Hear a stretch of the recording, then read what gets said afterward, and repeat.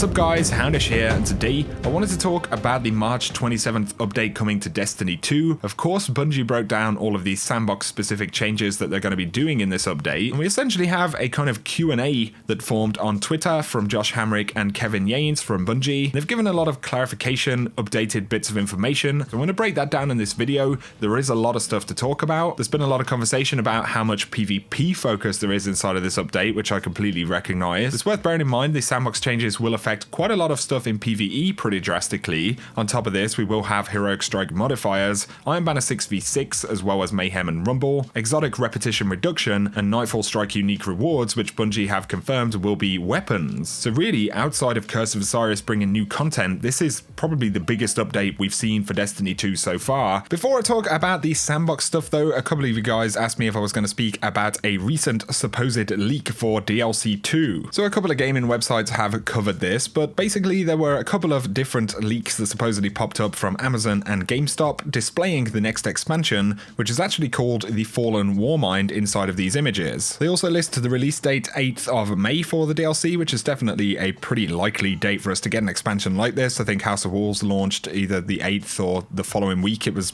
pretty much the exact same time, so it's not impossible. However, we have heard multiple rumors and leaks before. We've heard about Gods of Mars. Personally, I think Gods of Mars is a better title. I'm not personally convinced that it's real, guys. However, it's probably literally going to be 2 or 3 weeks now until we hear about the DLC. Considering it's coming in May, you know, they're going to want to promote it throughout April. Bungie have all of their live streams, so I would anticipate a trailer, you know, probably by the first week of April at the latest. Let me know your thoughts on it down below. So now I'm going to jump into new bits of information we've learned over the past couple of days. So Josh Hamrick said we wanted to reiterate that playtests have been really good and things have definitely changed. However, like I said, we're not finished, and this felt like the right amount of change to put forth and to let you all back in to reevaluate with us. Someone replied, if time to kill doesn't change, I and many others won't come back. And Josh Hamrick said, I think you should try the update for a bit first and then talk to us more about what you think, knowing how these changes play. I'm not saying that you'll change your mind, only that you'll have more context. On the subject of time to kill, Destiny Fun Police did ask, to clarify gents, is the time to kill remaining the same whilst movement speed is increased? That wasn't quite clear in the update, and Kevin Yanes said some weapons are being brought up to be more viable and competitive. We're modelling our ideal time to kill to that around precision auto rifles. In current D2, most of our time to kill and pace is defined by weapons due to lack of variety in gameplay. This means that we have a fixed or static time to kill, which is on the slow side, and we're actively going to change that. Heavy, ability mods and perks, movement and weapons are all being brought up to make sure the game is fast and spicy and at the level we believe players would expect from Destiny. So it's definitely an interesting conversation. They are focusing the primary time to kill around what we see on something like Uriel's Gift, and obviously those auto rifles are some of the faster killing primaries in the game, but primary weapons aren't the only things that kill in the game. Of course, they're bumping up abilities in general. As well as this, they're focusing on heavy weapons and ammo, so there is going to be an increase in those rapid one-shot kills, which is all going to affect average time to kill and pace in the game. And Cooch asked any info on why super recharge times are going to be faster instead of giving more super energy per kill. I think the latter would raise the skill gap. Josh Hamrick said it was a big global change for PvE and PvP,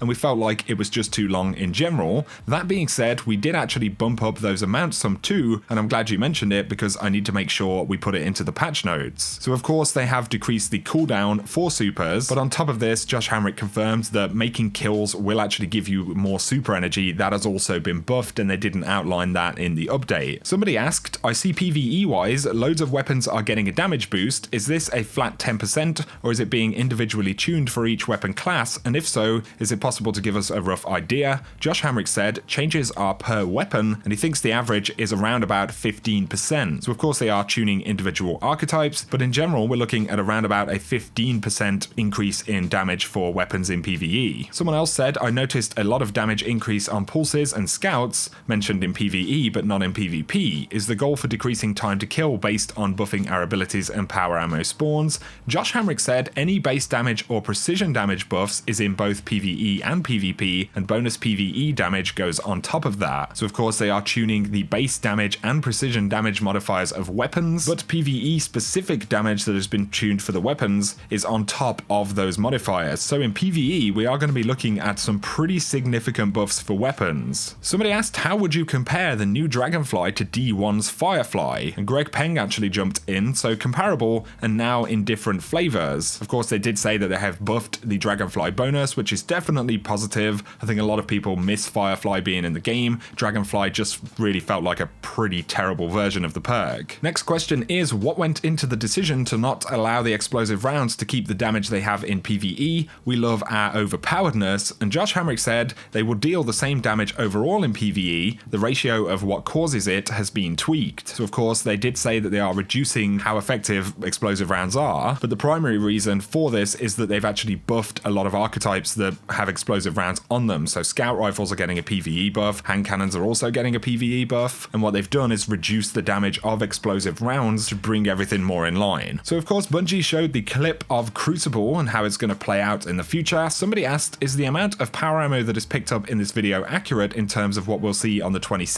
I noticed the player picks up 2 sniper shots when his mag is empty, but only 1 when he had 4 shots left. Can ammo not go into reserves? Kevin Yanes said, enemies drop a fraction of their backpack, but it's guaranteed to be at least 1 shot. More to come later. So if you kill someone with heavy ammo, they're guaranteed to drop at least 1 round of heavy ammo for you. Of course, it depends what type of weapon it is, and it depends what ammo they're carrying as well. Also, interestingly, any ammo that is dropped on the floor by a player, you'll notice in the clip, has to actually be picked up. So you don't just pick it up automatically, you have to pick it up like a heavy ammo box, which is pretty interesting. So you can essentially run over it and grab it. And the next question, doesn't that mean more potential ammo as power ammo spawns more often and blocks can be picked up from enemies and teammates? I'm just worried that colony spam might be even worse. And Kevin said, yep, but with this patch we wanted to establish a new baseline and balance around that instead of holding on to preconceived notions of the previous build. We're open to tuning this based on feedback though. And Josh Hamrick said, we definitely had people running colony in playtests, but with the buffs to movement speed, snipers and shotguns, it felt like there were more counters available overall. Somebody asked about mods though. Ability cooldowns up to 2 times faster and stack 3 times currently, or diminishing returns. And Josh Hamrick said the triple stack will give you the 2 times cooldown. So it sounds like it's actually going to be worth running, you know, all of these ability cooldowns stacked up now. Somebody said there's been a lot of debate about how effective the no radar change will be and the possibility of corner camping. Anything to ease these worries, or will these things be part of the overall growth project and a new change that can happen in future? And Kevin Yanes said, we believe this change will help promote more individual plays and pushes, but to your point, we're always reacting to your feedback. We know it's a big change and we've planned accordingly. Destiny Fun Police said, I think your internal playtests won't be able to recreate the desperation of players who actually play trials, if that makes sense. And Kevin says, we know it's a risky change going in and we have planned accordingly. So I think the main thing here is that, okay, if they're going to try it out, it basically needs to go in as, this is the first weekend, we're going to try it, and I think there needs to be a plan to quickly revert it if players really don't enjoy it. Because if you remember back to spooky trials in Destiny 1 when they took the radar away, it was definitely fun and interesting for like a weekend or something, but I agree with a lot of players and I'm not sure this is going to be a long-term answer, but of course we'll have to see what it's like. Now there's been a lot of questions about the Nightstalker change to invisibility and the dodge. Josh Hamrick clarifies this, so you break tracking and aim assist briefly when you initiate a dodge, and that's always been how it works, but invisibility and tracking is re-enabled during invisibility. So essentially the change is that you'll still be invisible, you still dodge in the same way, but when you are invisible, the aim assist isn't completely removed. Tracking grenades will also track you properly. I've heard a few mixed opinions about this, but I think it's just generally to reduce spam. It isn't an attempt to completely nerf the class. We'll have to see how it plays out once again. Someone else said, we've heard a lot about weapon archetypes, cooldowns and exotic weapons, but nothing about exotic armor. Any way you can tell us some of the changes happening? Josh Hamrick said, we're definitely looking at armor. I'm confident the day will come where we share more information like we did with the weapons. Also, in terms of aim assist changes and any of the console specific changes that Bungie outlined for weapons, Josh Hamrick did confirm that on PC with controllers, all of those changes will be active. So increased aim assist, increased ADS and all this kind of stuff. But up next, someone said, would you mind giving us more insight as to why the sniper flinch bug will take another 2 months to release? You could win over the hearts of many players and content creators by prioritizing that. And Josh Hamrick said it was a big nasty bug that forced our artists to go through and do work on every sniper in the game, so a huge amount of work, and it means every sniper in the game has to be retested. Once we figured it out, we just didn't have the time to complete it for 1.1.4. So of course, once again, Bungie did provide the clip with the sniper. Now, the sniper we see in this clip is inside of update 1.2.0, so this is with the flinch fix. So this clip is inside of update 1.2, and the confusing thing there is that it's showing changes that are happening both in May,